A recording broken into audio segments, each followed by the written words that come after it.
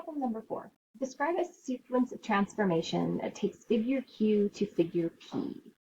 There are a couple of different ways you can do this. So figure Q is our original figure, and figure P is our image. So figure Q, well, I can see that first I'm going to definitely have a translation. I'm going to have a slide, and my figure Q is going to translate down 1 unit. So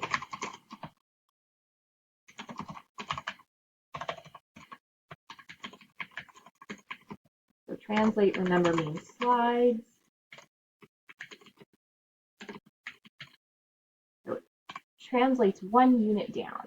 So if I'm mentally imagining, which is not easy for me, by the way, this sliding down 1. Okay, so from there, figure Q is going to need to reflect because I need to have this piece right here needs to be on this side. So in order to do that, figure Q needs to reflect.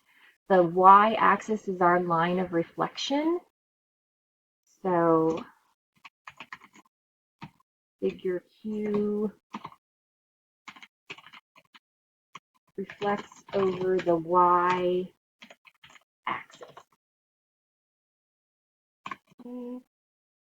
Okay.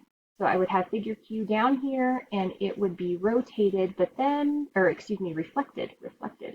But then it would also need to translate 2 units to the right to land directly on figure P.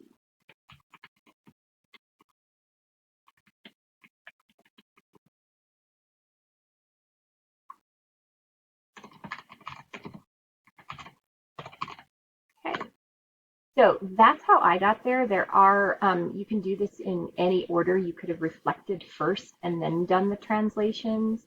You could have done both translations first and then reflected. So as long as you've got these pieces and these numbers, then you're good.